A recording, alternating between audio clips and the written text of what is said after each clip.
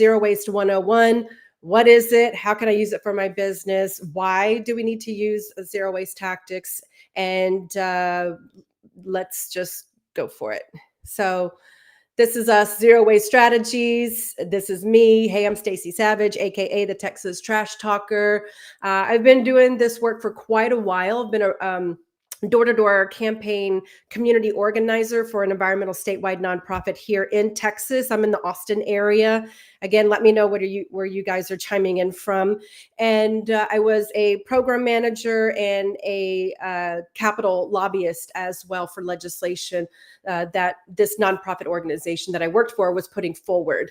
And through that nonprofit, or very early in my environmental career, I helped pass 2 statewide environmental recycling bills for electronics. So in 2007, we passed the Dell Computer Take Back Law, House Bill 2714. In 2011, we repeated that bill, or that victory, with passing SB 2329, which is the television take back bill. We worked with Panasonic. And so we have those kind of producer take back laws on the books here in Texas now. We've joined over 25 other states that have producer take back legislation for these types of materials that are very toxic, kind of bulky. They don't belong in our taxpayer owned landfills or even private hauler landfills, right? This stuff is full of lead, mercury, arsenic, doesn't belong in landfills. Let's make sure that the producers are responsible. They're taking back their own products, they're recycling responsibly and for free for their consumers. So that's what these 2 pieces of legislation stated. After that, I helped pass 4 recycling ordinances in Austin, one for curbside composting for residential single-family homes. So now Austin has a 3-bin system for trash, recycling, and food waste, yard waste composting. The single-use bag ordinance, which I like to call a bag ban. The city does not like to call it a ban, but it essentially said no more paper or plastic bags at checkout in any store. So there was that. It lasted for quite a while until the Texas Supreme Court got lobbied by the convenience stores and the oil and gas industry, the Chemical Council, and with the sweep of a pen, the Chief Justice of the Texas State Supreme Court voided all bag bans in the state. And I think at that time there were 11 or maybe 13 bag bans, especially down by the Gulf Coast, the Gulf of Mexico, to prevent bag waste entering into the Gulf. So that was a real stab to the heart. The other 2 that I helped get passed is the business recycling ordinance. So it requires all businesses within the city of Austin, all commercial properties at least, to recycle, and even food permitted businesses. Not only do they have to recycle, they have to also divert food waste from the landfill in a variety of different ways. It's not a composting ordinance, but there's all kinds of different ways that food businesses can divert their food waste, like even legal food donations to food redistribution nonprofits. And the last one, construction and demolition debris recycling ordinance. It requires new builds, renovations, retrofits, remodels of 5,000 square feet and more to divert at least 50% of their construction debris from landfill to beneficial reuse projects. So I was also a radio co-host, did a live radio show every week for 5 years straight called Shades of Green here in Austin. And I also helped found the Austin Zero Waste Alliance, which was kind of a nonprofit watchdog group that helped get these policies into play in the city of Austin, those 4 policies that I just talked about, the local recycling ordinances. And I was also appointed by my then council member to represent District 2 on the Zero Waste Advisory Commission. I served for 2 years, and now I'm elected board member of and executive committee member of the State of Texas Alliance for Recycling, which is a kind of a trade organization, right? It's full of municipalities, a membership full of municipalities, haulers, processors for materials, concerned citizens, business owners that are very invested in green operations. So that yes, me in a dumpster is very fitting. So I've been doing this kind of work for 20 years, and like I said, they don't call me the Texas trash talker for nothing. So moving on, enough about me. Let's get to the meat of the program here. Zero Waste Strategies was founded in 2013. So we've worked with some pretty big names. You may recognize some of these logos here. But we've used zero waste protocols to implement into these clients' businesses so that they can reduce waste and improve their efficiency. So, what exactly is zero waste? Well, that is globally defined as 90% or more waste reduction from landfills and incinerators. A lot of times, businesses and governments and communities want to put a timestamp on it of 2040 or sooner. We're already at 2024. We're looking at 16 years down the road, and I don't believe we're going to make that 90% in those 16 years. But we can do benchmarked incremental improvements, and we definitely don't have a lot of time. So we do need to act now, and we need businesses to step up, which is why I developed my consulting firm in the first place. So you can see some examples here: government ordinances, like I said, the Austin ordinances that I helped pass, but also Fort Collins, New York, the big organics recycling policy statewide in California. There's all sorts of legislation that's already been enacted and approved by either local governments, county governments, state legislatures that communities can look to draft their own. So that's a really good place to start. If you're in a community that doesn't already have zero waste policies or a zero waste master plan already drafted out, it's a good place to start to look at other communities that have already done this, and definitely don't recreate the wheel. But there are ways to customize those kind of zero waste protocols to fit your specific community.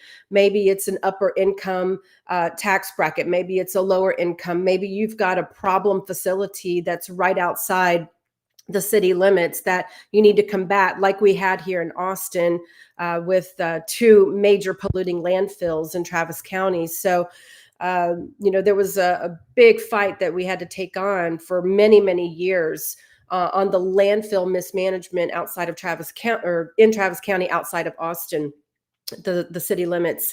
And that's what jump started, gave us the launch pad that we needed in order to form a long range zero waste task force of community members, business owners, government officials, advocates on recycling, and to put together this plan for the entire city of Austin and get consultants in that had helped on previous city management plans in other parts of the state and other states specifically. So there's a lot out there already that you can look up. And of course, you see here corporate commitments, school campuses that are really getting their students involved, or actually the students are getting the campuses involved, right? They're really driving the initiatives at the campus level in order to get the just the student body involved, as well as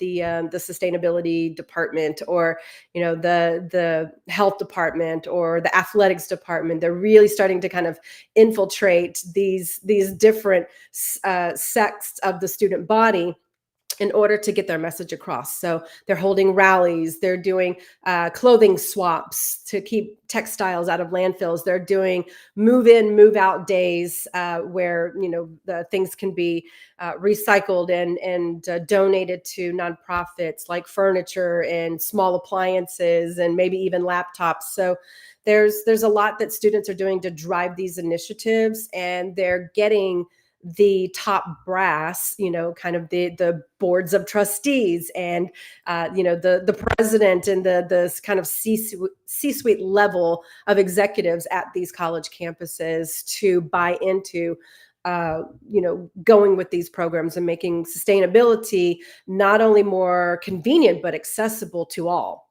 So obviously, nonprofits that are in the environmental realm are going to push these kinds of sustainability topics. But, even things that you wouldn't think of, like conferences, theme parks, sports stadiums, you've got the whole, Green Sports Alliance for, these pro sports teams that, they're getting their entire facilities up to snuff with zero waste practices. They're actually getting certified. I think the Mercedes-Benz stadium also has gotten their zero waste certification. So there's a lot of movement around these kind of different sectors of our society where people are getting skilled up, and they're learning and they're implementing, and we're seeing results big time. So, a little bit more about zero waste. As you know, there's whenever you come upon an iceberg, you only see the tip, the rest is underneath, and it's a much bigger problem, or could pose a much bigger problem. So, we always we've been brought up learning about the three R's, reduce, reuse, recycle, but there's actually closer to nine R's. And the majority of those are between reduce, reuse, and then there's like seven other R's in the hierarchy, and then recycle's at the bottom. And there's a reason why recycling is always at the bottom, because it's kind of a last resort. There's a lot more that we can do with our materials that are further upstream, higher in the hierarchy. And so these zero waste priorities for the refusal, reduction, reuse, repair, remanufacturing, refabrication, resoiling, upcycling, downcycling, donation of valuable items, and recycling and organics, composting are kind of the last resort, like I said. So it really takes out a lot of materials, keeps them from landfills, keeps methane gas emissions down. And it's really what I like to call the waste berg, or it's kind of a term that we used in the zero waste consulting sector, is the waste berg. So just think of it this way: for every pound of waste that is rolled out to the curb at your home, or every pound of waste that you dispose of at the curb at your business, or wherever you're at, maybe one of those theme parks, there's about 71 pounds of waste that was produced upstream to make that 1 pound of waste downstream where it left your hands at the bin system. So this is what we mean by the waste berg. That 1 pound of waste at the curb or at your business is the white part of the berg there. So just thinking about all of the production, the transportation, the extraction of raw materials, all the water that it takes in order to get that 1 pound of material into your hands that you're going to potentially throw away. So just something to think about, whenever you're trying to make the right decision, whenever it comes to, do I put this material in this bin, or this bin? So we always need to do our best to make the right decision in order to make sure that these materials are hitting the right bin, but we're also not cross-contaminating. So we don't want food waste in the recycle bin, right? We don't want to-go containers that had, your salad dressing in it to go into the recycle bin because it's got salad dressing in it. So keeping things separated, clean, dry, this is what the processors are looking for. And by processors, I mean downstream, the companies that haul these products and these materials off of your property at your home, off your property at your business, off the property at the theme park or the sports center.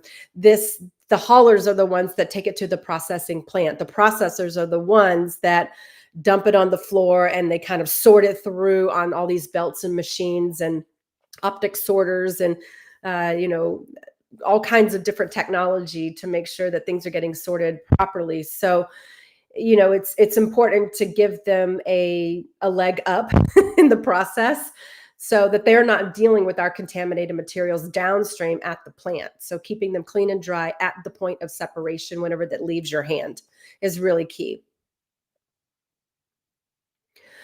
So another reason that zero waste is so important is, most people have heard of the three P's: people, planet, profit, in that order.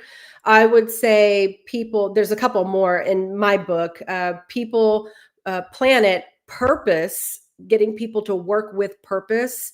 And what I mean by that is to join businesses for their day-to-day jobs that have a purpose, that give them a purpose to work, um, for a company that drives sustainability, that leads on more efficiency, that is not being part of the problem of polluting our planet, right? So people want to work with purpose. And then the next one in between before we get to profit is policy. So having local governments at the city level, county level, even, to step up and to put policies in place that will even the playing field for all businesses. Remember in the beginning, whenever I stated that the city of Austin has a business recycling ordinance, it's called the Universal Recycling Ordinance, the URO. And the URO requires all commercial properties, whether it's a medical facility, whether it's an apartment complex, maybe it's a strip mall, but all of these properties have to allow recycling on their property, and also have to train their tenants, so people who either live in the apartment complex or the renters of office space in an office park.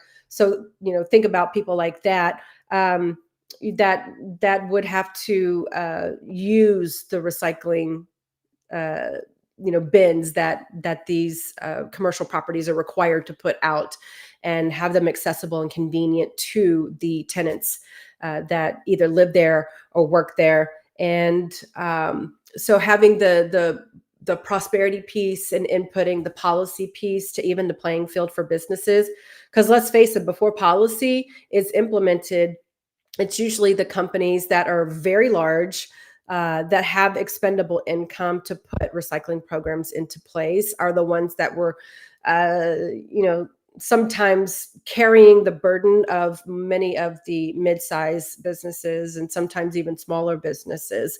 So they were a lot of times doing their part, but it wasn't enough because the masses weren't involved. The small businesses now have to recycle as well.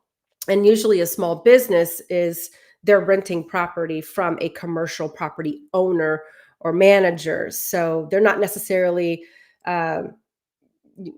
necessarily responsible, but they are encouraged to use the program, to use the recycling program. So zero waste also creates jobs. Whenever I talked about the processing plant, the guys down the road that are sorting the recyclables, even the compost, the food waste that comes in, the yard waste at a composting facility, it takes a lot of hands on deck in order to get that, um, to keep that operation going, and to make sure that it's consistent throughout.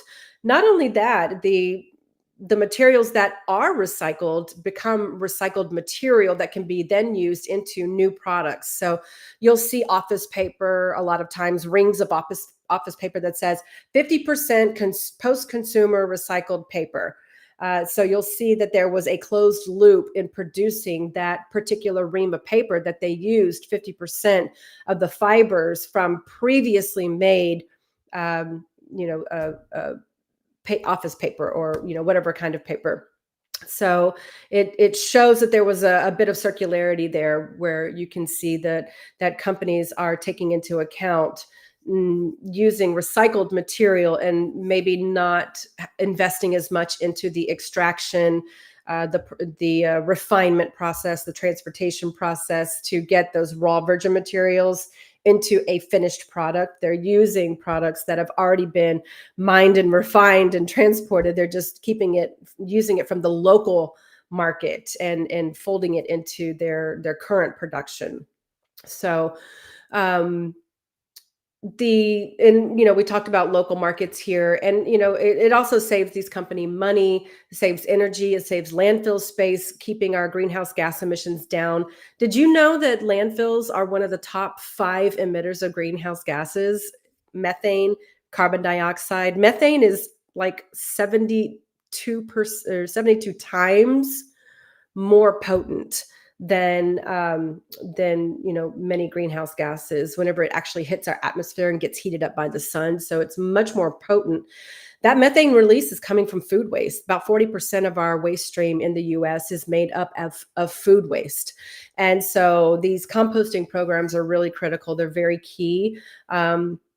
To keep the food waste out of our landfills, because once it's in the landfill and it gets covered up with dirt at the end of the night, it just starts to rot, and that putrescible waste starts to biodegrade, and that's what starts emitting these greenhouse gases into the atmosphere. So it's really uh, getting from this kind of linear economy where we have take it, make it, dump it, and taking the two ends of that linear economy and bringing them together in a circular looped system.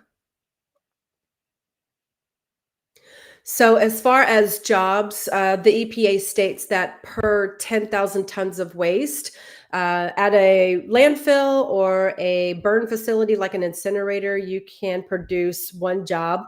But taking that same 10,000 tons of waste, you can produce four jobs at a composting facility, 10 jobs at a recycling facility, and 75 to 250 jobs at a reuse in the reuse sector. So just something that businesses and local governments should think about is how much cash is in our trash. There's literal cash in trash. I think there was one study that said that we bury about 11 billion dollars worth of recyclable, recoverable, compostable materials every year in landfills across the US. So that, to me, there's a lot of money that we're leaving on the table because we're burying it or we're burning it in these archaic facilities. We have the technology. We just need to change the hearts and minds of people who are making those decisions every day at the bin system, whether they should put their materials in this bin, or this bin.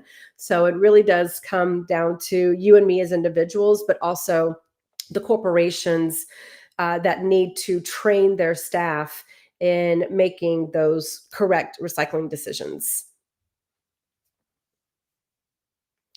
So, zero waste for businesses here. What can we do to implement? So, how to be zero waste at work. So, one recent study stated that 84% of consumers prefer purchasing responsible products, so responsibly made products. So, I would first begin looking at all of your vendor and supplier contracts. Your procurement department should know who your company is buying from, and if they don't know about mm, their ethical processes whenever it comes to bringing their product to your business, that's something that you'd want to look into as well. There are many companies who, in the past, before social media, have gotten away with unethical practices, deforestation, child labor. A lot of this is still going on, but do you really want to be tied in your business to a company that does something like that in order to bring their product to your business? I don't think any responsible business owner or manager would want that tie. So it's important to vet your vendors and your suppliers and ask them those important questions regarding what their upstream and their downstream processes are. What does their supply chain look like? And can they give you any guarantees that they don't use unethical processes? And they need to give you a list of processes that they do use, or vendors and suppliers that they also use, in order to get they're the middleman, right? Maybe they have vendors and suppliers, they get them and then they distribute it to your business. So uh, it's a whole hierarchical process where you have to go up the chain to find out who's producing what that's coming into your business, and do they have any take back programs? Do they have a return to vendor program? A lot of convenience stores and grocery stores, if there's damaged goods, damaged products, they'll have a return to vendor process, where they can get a funding credit for their next purchase or their next order purchase. And so being able to make sure that those types of processes are in place, that you've already got your SOP, around that, what you will and will not tolerate whenever it comes to ethical practices, and responsible sourcing as well. So the supply chain management is going to be huge. Supply chain managers, in my book, are one of the most important jobs within a company, and using the EPA's environmentally preferable purchasing practices. I've put EPPP here on the second bullet point there in the middle, just because it's kind of a tongue twister. But this is a guidebook from the EPA, the Environmental Protection Agency, from the federal government, that shows that how to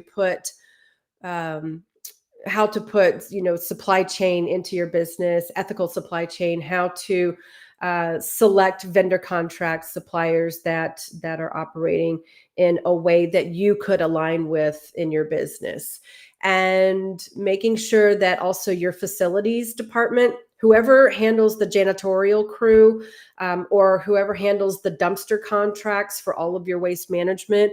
Maybe it's your finance department, that might be your legal department, it might be the head of janitorial, it might be your facilities maintenance, whoever those people are. Making sure that they are empowered and trained on how to track waste that goes out the business. If you reduce waste that's going out the business, you're reducing your monthly hauler fees, right? So having a right size contract. If you find that a lot of your dumpsters are only half full when the hauler comes and picks them up, you're basically paying them to cart air off your property. You're locked in a contract. You're going to be paying for it whether you like it or not. The waste needs to be removed from your property to keep odors and pests away, of course. But if you've got over servicing and you've got higher service levels than you need, your dumpsters are maybe too big, maybe you've got too many, there needs to be a right sizing assessment done. And the way that you do that is good old pen and paper. You can have a spreadsheet printed out on a clipboard, and you can just walk through and have someone go through and lift lids every single day for a week or two to track what fill level is. It 25, 50, 75%, 100%, 150%, because it's overflowing, and we need more service capacity over at this particular building on our property. So getting them to track, and then finding out what your averages are, maybe even labeling your dumpsters on the outside, A1, A2 for a particular building, B1, B2 for another building, and just going around the property and assigning the correct fill levels to each dumpster to find out over a week or two, maybe even a month, if you want to go longer and get more data, you're going to be able to start finding there's trends, and there's other things that you need to be cognizant of. I mean, is it the holidays? Do we have a lot more food coming in because of holiday parties, white elephant parties, Christmas parties, other religious holidays throughout the year? Maybe if you're a college campus, there's move in, move out times during each semester. The summertime, when no students are there, hardly, maybe hardly any staff either. So it just depends on what type of the year as well. So looking at your contracts and seeing what your hauler contracts actually state, and is there an opportunity whenever your hauler contracts are coming due to expire, is there an opportunity to get more fluidity in your new contract with them? Or do you want to start an RFP process where you can get competitive bid quotes from other haulers in the area that can maybe give you a more competitive rate? So it's important though to have the basic fill levels of your dumpsters to find out how much is actually going out the back end of your business. And if you need that much dumpster space, if you need that many dumpsters on your property, you may or may not. And sometimes you may need to increase your service. So just being armed with that piece of data is really, really powerful whenever you go to sit down with your haulers to either rework your contract or to put out a bid for a new contract with any other competitive haulers in the area. Another thing to do is a waste audit. So I'm talking put on your gloves, get up to your elbows for 6 hours in your trash, recycling, and food waste composting bins, and pulling out maybe like a 24-hour sample, going through and picking out in each sample, here's the trash. This is what should have been trashed, and here's what we missed. We found this many, aluminum cans and this many plastic bottles that could have been recycled. There's a bunch of food waste in here, but we have composting systems. So why is this food waste not ending up in the composting bin? You can do that with each stream and find out what did belong, what did not belong, and then you can start getting a percentage of, properly and improperly handled materials of each stream. And that will help you inform your training as well. That will help you train your staff a little bit better. You can even take photos, videos. I usually do a time lapse video where we condense a 6-hour waste audit for a client down to a 30-second video that they can put into their training, their onboarding, so that they can see that people are actually going through the waste stream and finding the improperly handled materials in that particular stream. Are we finding food waste in the recycle bin? Is there trash in the recycle bin? Why is that? And let's alter our training a little bit to address those specific issues and get people to change their habits, so that we're not running into that cross-contamination issue anymore. So another great option is to look into having part of your facilities maintenance crew, be in the position to repair items rather than replacing them. So broken casters on office chairs, broken, printers, and uh, maybe laptops that need to be repaired. Or, is there anyone on the facilities maintenance crew that has that kind of ingenuity to repair items rather than getting the company to buy something new?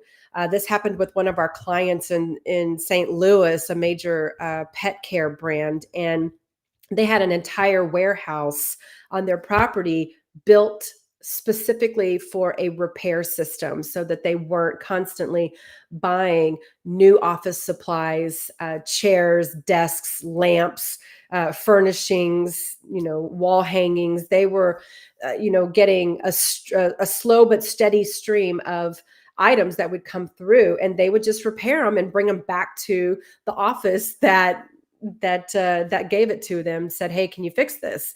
So it was something that I that's always really stuck with me, because it's the first time that I had actually seen a dedicated warehouse on site to repair over replace, and it was a really good way to demonstrate commitment to reuse, repair over recycling, over replacement. So let's move on here. So other ways to be zero waste at work. So this, whenever I say the 3 bin system, this is kind of what I'm talking about. Yours might look a little bit different, but they're typically color coded, black or gray or tan for garbage, blue for recycling, and green for compost. I know at least in one of the Texas cities down in Brownsville, down by the border, they have red curbside recycling buckets, or the bins, the carts. And I was like, red, that doesn't seem like a color that fits with the normal color scheme, but it's what works for them, and it's easily identifiable. So people are like, okay, red is recycling. But these are normally the color schemes that most businesses will use most businesses and municipalities will use. You can see that there's proper signage. It's not just words, there's graphics on there, what does and does not belong. Many people will not stop to read a sign. If you have the pictures on there, an apple core is an apple core in any language. A milk jug is a milk jug in any language. So it's important to have these graphics, and a lot of times to have them in a secondary language outside of English. So maybe you have in your workforce, there's a strong Spanish speaking population, or maybe Mandarin. So it's important to, whatever your next highest language speakers language that is spoken outside of English, you put that on there also. So you have your marketing team design the signage that is congruent with what does and does not belong in these bins, so that people can make the decision right whenever they're walking up. They don't get flustered. They don't feel embarrassed because they don't know what goes where. They're seeing it right in front of them with that graphic. So getting folks to actually follow that bin signage is really going to come from the training that you do. And it's important that the training with staff and is going to happen before you actually roll the bins out. If you already have a bin system out and people are pretty familiar with it, go ahead and make sure that you do employee training at least on an annual basis. That's what most cities, most municipalities require businesses to train their staff or their tenants at least annually, to keep it front of mind. Hey, this is still an important issue. We're still doing this. Once you let it fall off their radar, they kind of get maybe a little bit lax about it, and then you're going to start seeing stronger contamination rates. And a lot of times, especially composters, may charge you for contamination.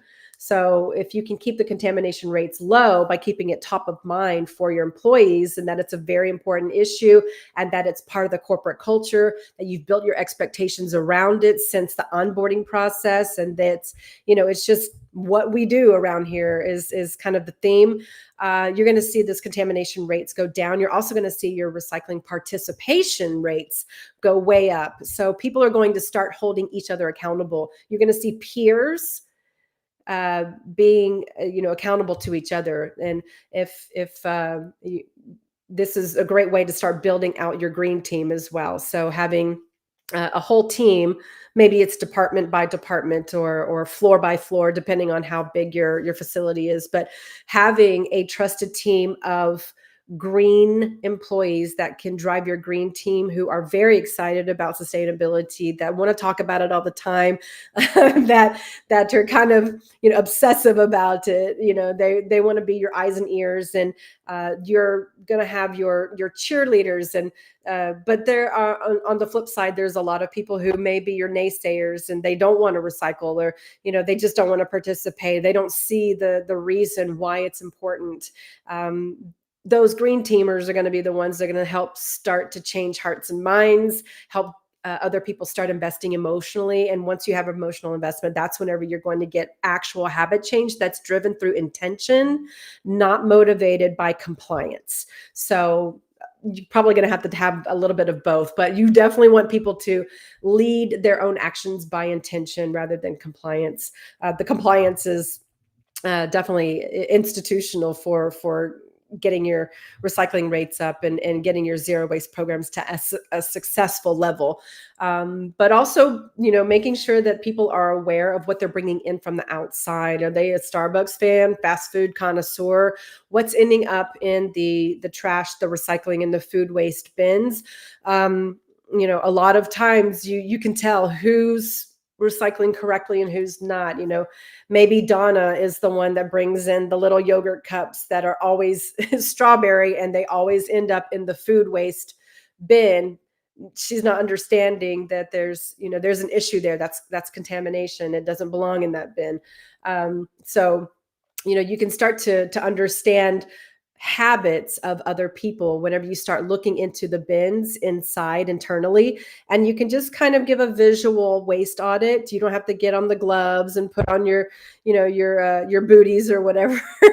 You can just do a visual, lift the lid internally and say, okay, I see this is wrong, this is wrong, these people are doing this right, this seems to be working. So you can kind of just gauge on a very surface level, what problem items might need to be addressed, and sometimes what problem department.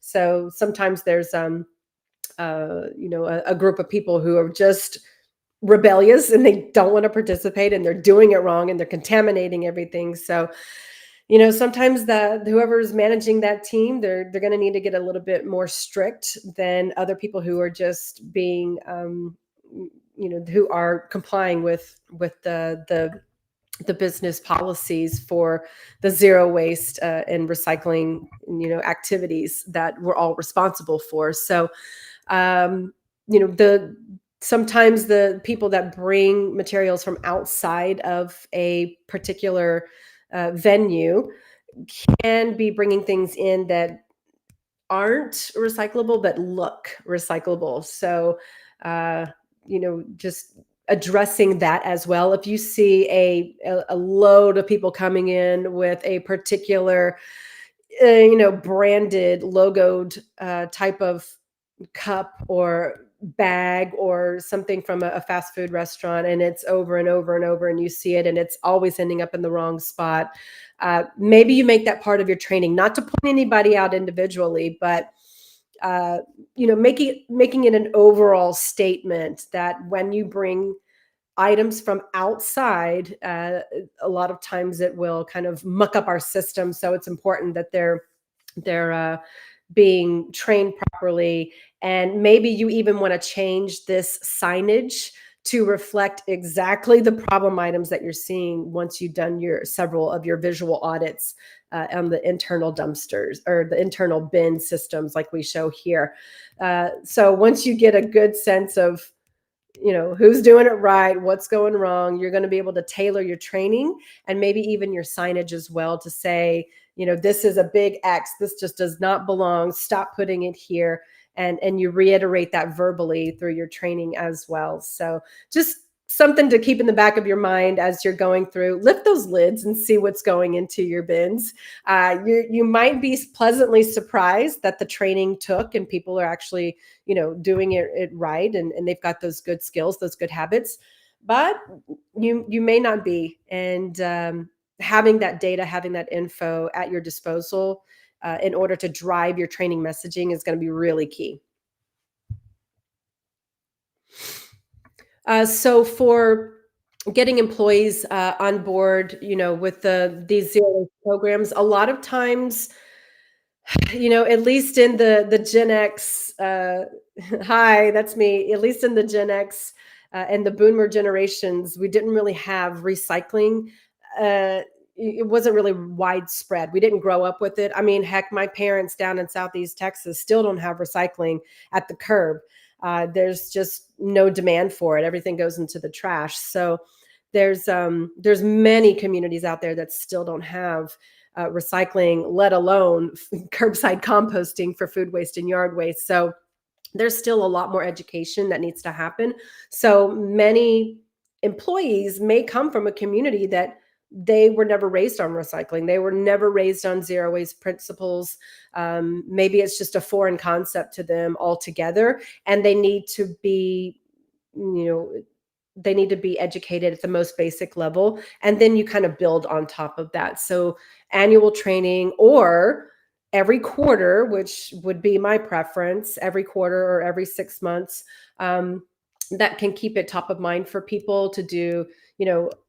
One company that I had as a client, they would do monthly safety meetings, and everyone had to come to their safety meeting, right? Because what does it do? It saves them money, it protects people, and it lowers their insurance claims, right?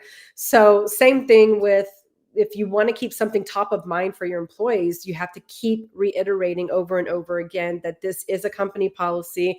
It is part of the corporate culture. It is part of the expectations that we have of you as personnel. And we need you to use these programs right. Here's how to correctly sort your materials, and doing it over and over and over again. So it really sticks. One thing that works for us is making these trainings a lot of fun. So we incorporate games, pop quizzes, true false, and literal buzzer games. We have the push buttons where it makes a noise. So we do buzzer games as well, and it makes things really fun. And once you make things really fun, because let's face it, we're talking trash here, guys. Nobody wants to talk about it. It goes away somewhere, out of sight, out of mind. Once it's out of my hands, it goes into this bin. Somebody else deals with it. But we need to get ahead of that. So making it fun and making these kind of concepts stick, and driving that with healthy competition as well, with incentives. Maybe they get a gift card to the local movie theater or a local restaurant where they can take their family. I had one client that gave away tablets. They had 5 tablets, digital tablets that they gave away for this big game that we were doing, this big training. So it was a 5-on-5, competition, and the questions were really tough. So it was really fun, and the incentive, the reward, was quite the driver. So just something to think about how you can structure talking trash but making it really fun is through this gamification aspect, as well as incentivizing with gift cards, or maybe it's a corporate swag of some kind of merch or whatnot, and it just really helps people feel more excited and more part of the solution, not being told what to do, but they're taking ownership and accountability for the program succeeding, because you imparted the knowledge of them of what the 5 P's: people, planet, purpose, policy, and profit. They understand, and they're getting the dots connected of what happens to my materials whenever I drop them in the bin, and then what happens downstream if I did not drop it in the bin correctly. We have to talk about the contamination issue and how that affects local jobs and in economic stability. So there's a lot that you can tie into bringing it back to core decision making within the person, and that they're wanting to do it right, because they know that downstream there's a lot more implications than me just putting it in the wrong bin, right? So on a collective basis. So one way to get ahead of all of this is your employee onboarding. So making sure that these strategies are, or statements at least, our company is a zero waste company. We are striving for 90% waste reduction. We require or expect all of our employees to, do this minimum, and to at least follow the signage and that kind of thing. So getting them to buy in early on before they even, start getting their training for their actual job. You're starting to implement and impart the knowledge of how we do things around here. And you have to have your programs in place, up and running, and people, are already using them. That way their peers can kind of help guide them on their decision making at the bin. So employee onboarding is going to be really critical. And I would say also the delivery and takeout orders. A lot of times employees will provide, or managers will provide, catering for their employees. Maybe there's a late night, or there's a particular product rollout that requires a lot of extra hours. So, a lot of management teams will do a takeout order, a delivery order. Whoever is placing the order can refuse. Remember, refuse is at the very top. Refuse, reduce, reuse. Refusal of refuse is really the key here. So refusing the condiment packets, refusing the single-use plastic cutlery packets, and the paper napkins that come with it. Usually, most employee kitchenettes will have reusable plates, cups, mugs, bowls, stainless steel or some kind of other eating utensil. They'll have cloth napkins or paper towels already there. They've already got a fridge full of condiments. So it's important to see what you already have on hand before you go and make that order, so that you can know exactly what to refuse to reduce your waste. And just think about every single order that comes in and every person that orders in that order, and then multiply that weekly, 52 weeks a year, or however many years, weeks that your company is open throughout the year. So it can be quite a bit of materials that you can refuse and not even bring into your facility, because remember, it's going to have to go out the back at some point into your dumpsters. So you're paying for it twice. You're paying for it to come into your building, and then you're paying for it to leave your property through the hauler contract. So reducing your waste and reducing what goes into the dumpsters, reducing the capacity of your dumpsters, reducing the number of your dumpsters, everything's trending down so that your revenue is trending upwards. So it's all about efficiency here, and building those efficiencies into your contracts with your vendors, your suppliers, the take back programs, your haulers, and making sure that your employees are the key drivers to ensure that the program is running smoothly and efficiently, and that there's no hiccups like cross contamination. And then you can also encourage people to bring their own basics from home. Bring your own lunch. If you get a pack of lunch, these are some key things that you can put into your lunch pail there. So give your employees some ideas of things that they can do, something that maybe they haven't thought of before, or maybe something that they used to do that they got out of the habit of doing. So bringing these ideas to people is a good way to help them change their habits, but kind of think that maybe that habit change was their own idea. So it's just a good way to plant the seed, and then they'll take it from there. They'll change their own habits whenever it comes to bringing your own stuff, bringing your own lunch. So I think we are almost done here. True facility certification. So I'm not sure if you guys have heard of True, but True is total resource use and efficiency. And this is one of the national certification processes for facilities and buildings. Like I said, the Mercedes-Benz Sports Stadium was True certified. That means that they have demonstrated that 90% waste reduction. So, and many other standards, of course, that come with it, but the True standard is something that my company is certified to apply to your business. We can administer that for you, guide you through the process, but we do waste audits, we do that data analysis, and we report back to your C-suite and your managers. We provide employee trainings, we provide the filing for your True data, your submission, the narrative that has to go along with it of how you put all your programs into place and how they're functioning, and then helping you get the actual certificate award from the True organization. So if you're interested in getting your facility True certified, go ahead and let me know. You can drop a comment on this recording, or you can send me a DM. But there's many businesses that are out there getting their True certification, which is kind of like LEED for energy conservation, green building. True is the waste counterpart to LEED. It's under the same authority of Green Business Certification Institute, and GBCI is under the U.S. Green Building Council. So it's kind of the certification branch of the U.S. Green Building Council, and True, like LEED, is one of the certifications that are offered. And so we can help you go through the True certification program for your facility.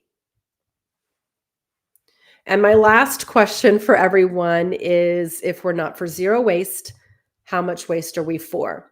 And if you do have any final questions, you've got my email address here, my phone number. This is our business line, and we are on these social media platforms. It's best to reach out to me via email or through LinkedIn here. Those are the ones that I'm usually the most I've got my eyeballs on most of the time. So if you need to get in touch with me, go ahead and use any of these platforms. But if you want a rapid response, text me at that phone number, email me, or reach out to me on LinkedIn. But I'm happy to answer any questions that you guys have. And if you think of a question after this and you want to email it to me, or you want to just DM me on LinkedIn or any of these social media platforms, go ahead. I'll get the message and reply to you as soon as I can with as thorough of an answer that I can. It's important to let me know what kind of industry that you're in, though. So if the automotive industry is much different than the floral industry. So it's important for me to know kind of where you're coming at or coming from. But anyway, we're at the top of the hour here, and I appreciate your time. Thank you so much for joining, and we'll be back in 2 weeks.